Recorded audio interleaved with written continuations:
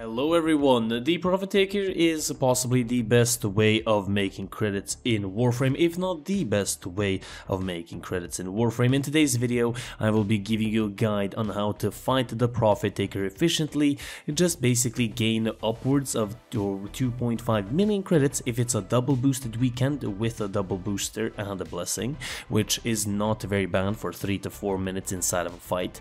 And you can also make platinum from this, which is going to be very nice, and we'll talk about that a little bit later. But if you only have a credit booster and let's say a blessing, you can earn upwards of 1.5 million, so 1.5 million per 4 minutes is not that bad either. So without any further delays, let's quickly talk about if you didn't or you don't have access to the Profit Taker fight. You need to be old mate with Solaris standing, so keep that in mind, and then you will go to this little room, go down the elevator, talk to Yudico, and here you will have 3 phases. Now, first of all, I don't want to waste you guys' time, and I think you guys are really smart people, so I'm guessing you know how to follow a couple markers and listen what Warframe tells you to do, and this is where this comes in. Basically, you're gonna have a couple of searches, you're gonna fish a little bit, you're gonna kill a couple of enemies, you're gonna defend a couple of targets, and then you're gonna have sort of a semi-fight at phase 3. The first 3 phases are not that very important, and you're smart enough to do it, but the 4th phase is going to be something that I want to explain in more detail, because this is where the trouble lies. So let's quickly cover the Warframe of choice. The Warframe of choice is gonna be Chroma. It is the same Warframe that I did last time, but he is so good, and he has been changed a little bit. Elemental Ward is his second ability. This is going to give us more damage, more armor. That is going to be very nice. We are using Cold as his main, I guess, element, so keep that in mind. And then Vex Armor is gonna be giving us even more armor and even more damage. But the good thing is, this has been changed out, so you can actually deal damage to gain the damage and armor boost as well with your melee and primary weapon respectively. So you don't necessarily have to take damage to boost that damage up, so that's very cool. And Effigy is his 4th ability. This is what we're going to be using to increase our chances of getting 60% more credits on the Profit Taker, so that's going to be very nice. Now, what does the actual build look like? Well, this is the Chroma build that I'm going to be using.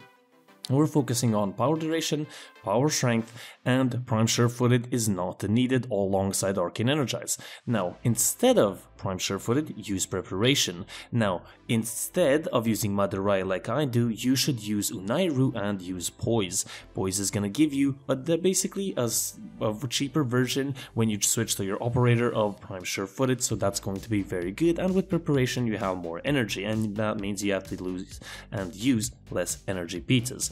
Arcane Energize, Molt Augmented, that's pretty much it. That's what I would recommend, but because I'm using Madurai, these 2 corresponding nodes, Power Transfer and Sling Strength, which is going to be giving me extra 50% casting speed alongside 40% extra damage, which is going to be very nice.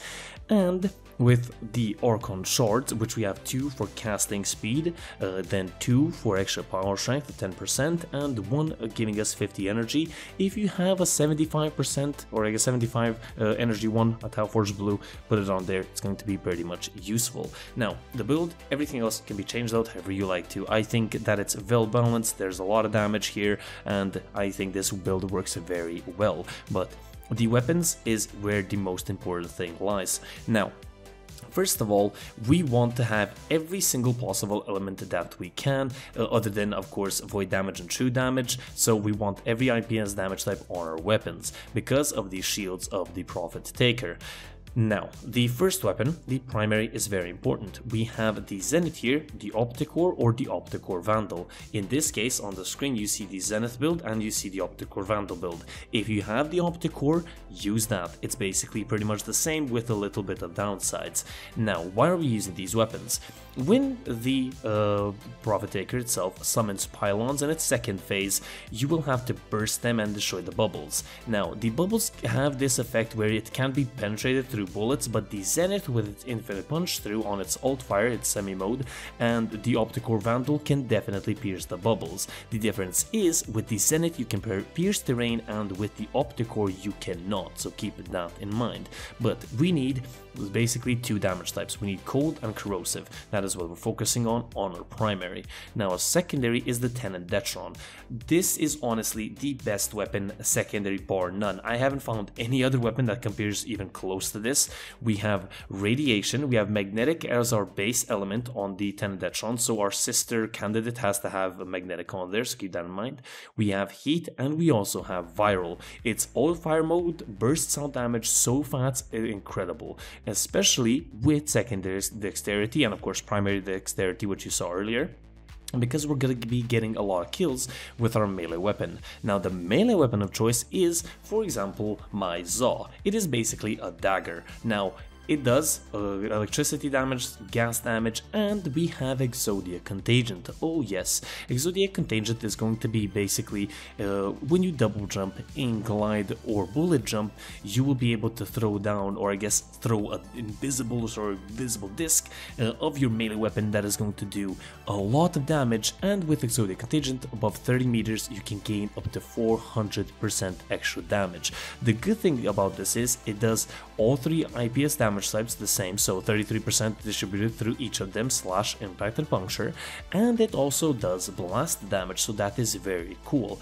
The only element that we're missing is toxin. I have tried finding a way of gaining toxin. I personally haven't found one, but if you did, leave it in the comment section down below. Now the Smida Kavat. Smida Kavat is basically here for charm. When mine procced, I got 500k, and basically that doubled, so that was very nice to see. This is luck, keeping that in mind. You might not get it, you might get it, so that is something that it is all luck based. Now I did want to say one melee weapon that you can use is the Redeemer as well, or Redeemer Prime. Those two are very good. Basically pretty much build it the same, but you don't have blast, and that's all that is it. Now let's cover the actual boss fight itself. Now first of all, you have to find it. It's going to be roaming around. It's going to be marked once you actually enter the 4th phase. It's going to be marked by a red ping. So you enter the lift, leave Fortuna, and then you find that little red ping and that big bug. Power Sling a couple of times, or Void Sling, activate Power Sling and Sling Strength, and basically activate your abilities and just start dealing damage to its shields. Now its shields react basically to the damage type that you need to do. So if you need to do corrosive, switch their primary. If it says on its massive head that you need to do radiation, use your secondary, and that's pretty much it. Once the shields go down, all you need to do is use your Necromech. Now the Necromech is going to be Voidrig with the Corvus Prime. The Corvus Prime has this very good feature where it doesn't actually get damage reduction from the boss fight itself. Some other AoE, what's called Arch Guns, definitely do, so keep that in mind. I recommend the Corvus, and this build alongside the Voidrig build that you can see right now, that Corvus Prime build can one-shot its limbs, which you will need to do right now because you have taken its shields down.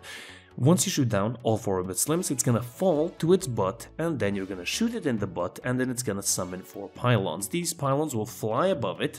In the meantime, enemies of course are attacking you. You're destroying them with your melee weapon and gaining massive amounts of damage. Also, it is firing off lasers and rockets at you, and hopefully you are dodging those as well, alongside these massive shields that it's pushing you away. So keep that in mind. That's all happening whilst you are doing this, just to say that if you haven't noticed already. So you destroy the pylons with your primary, either it be the Zenith or the Opticore, and then you are basically gonna have to take down all 4 of its limbs again, and then shoot it in the booty hole again. Its shields get regenerated, you do the corresponding elemental damage type, say the thing that you did earlier, and then take down all 4 of its limbs when its shields are depleted. If Toxin procs, then you use your amp, shoot your amp basically at it, and then it's gonna switch it out after a couple of seconds, and there you go, you have a damage element that you need and have, and then you take down 4 of its limbs, then it's gonna summon 6 pylons, you destroy the 6 pylons, it gains its shields basically instantly back, destroy the limbs, and then at the end you basically shoot it in the booty hole. And when this electricity field spawns, you can see it right there, this is where the loot's gonna spawn, and this is where you want to summon your effigy. Summon your effigy here and hope for the best. Now The good thing about this is, and how you can make platinum for this, is the Chroma toroids. Now, the Chroma toroids can be used to sell to Little Duck to increase the standing there, and also purchase two very good arcanes, these two right here, Magus Anomaly and Magus Lockdown. These usually sell for 100 platinum. As you're slowly doing these fights over and over again, you're gonna become faster, you're gonna gain more credits, you're gonna gain more toroids as well, and you're gonna be gaining more standing, more platinum, and basically you have everything. Hopefully I have explained this the best way I possibly can. If I missed out on something, leave it in the comment section down below. I'm very interested, but I'm pretty sure I covered everything. And of course, do leave a like if you enjoyed the video. I really hope that you did, and do subscribe for more. We're trying to increase the army to conquer the world. And yeah, this has been the Game Weasel, over and out.